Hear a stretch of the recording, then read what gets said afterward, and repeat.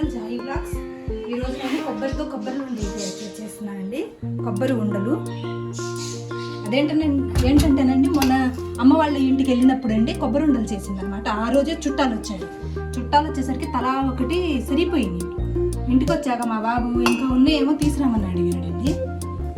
అందుకే ఈరోజు నేను కొబ్బరి ఉండలు తయారు చేద్దాం కదా అని చెప్పేసి కొబ్బరికాయలు తెప్పించి తురిమాను. కొబ్బరి ఉండలకి ఎప్పుడైనా సరేనండి కొబ్బరిని ఇలా తురుముకోండి. మిక్సీలో అయితే అస్సలు పట్టకండి. మిక్సీలో పట్టడానికి ఇలా తురుముకోవడానికి చాలా రుచి తేడా ఉంటుందండి. ఇలాగే తురుముకోండి, మంచిగా వస్తుంది. కొబ్బరిని కొలుస్తున్నానండి. నేను ఈ గిన్నెతో తీసుకుంటున్నాను. ఒక గిన్నె,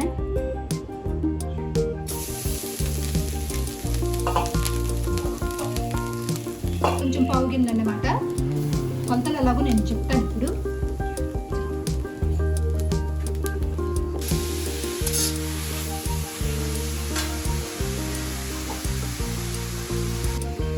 బెల్లాన్ని నేను ఇదే గిన్నెతోటి తీసుకుంటున్నానండి.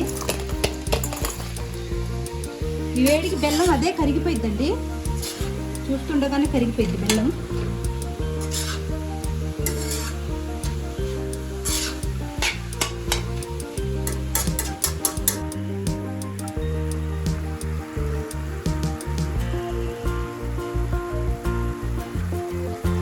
బెల్లం మొత్తం కరిగిపోయిందండి. ఇది ఇంకొంచెం మంచి ఎరుపు రంగు గోల్డ్ కలర్లో రావాలి.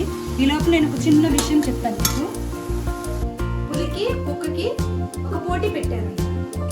అప్పుడు కుక్క బాగా పరిగెత్తుతూనే ఉంది.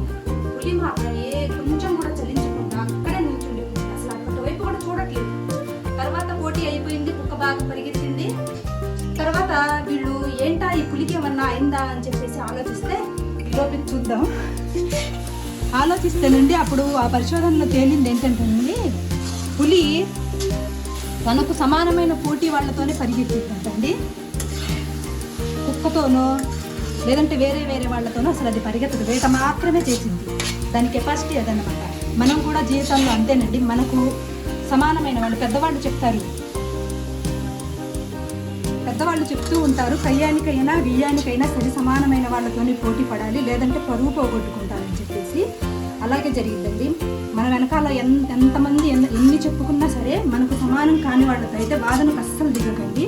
ఎంత సైలెంట్గా ఉంటే అంత మంచిది, మన పరువు తగ్గింది అనమాట. చూడండి, ఇది కూడా గోల్డ్ కలర్లో వచ్చేసింది. ఇంకొంచెం మగ్గనివ్వాలండి, మంచి రుచి వస్తుంది. పాకం వస్తే రుచి వచ్చిందండి. దీంట్లోనే ఇలాచీ పౌడర్ కొంచెం ఎక్కువనే వేసుకుంటున్నాను. ఇలాచీ పౌడర్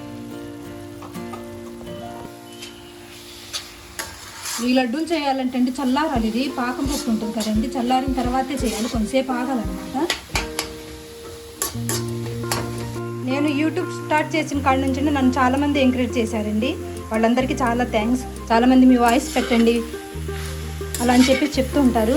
మేము వంటలే కదా చేయటం అనుకుంటారేమోనండి. చాలా కష్టపడాలండి. యూట్యూబ్లో వంటలు పెట్టాలంటే చాలా పని ఉంటుంది. ఇంట్లో పని మానుకునల్లా చేయాలి.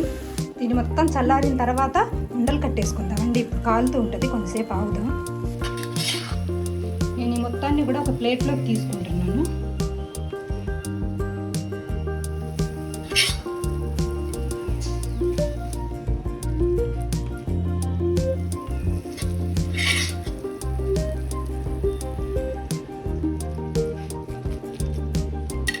కొంచెం చేతికి ఇలా నెయ్యి తగిలించుకొని ఇలా ఉండల్లా చేసుకుంటామే. కొంచెం వేడిగానే ఉంది.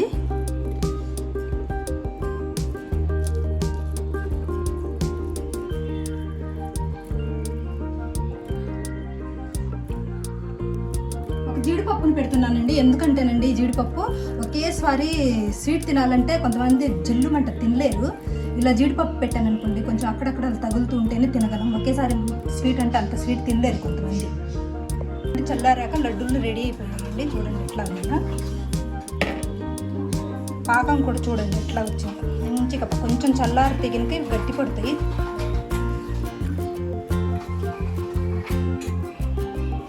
నా వీడియో మీకు నచ్చినట్లయితే లైక్ చేయండి, షేర్ చేయండి, సబ్స్క్రైబ్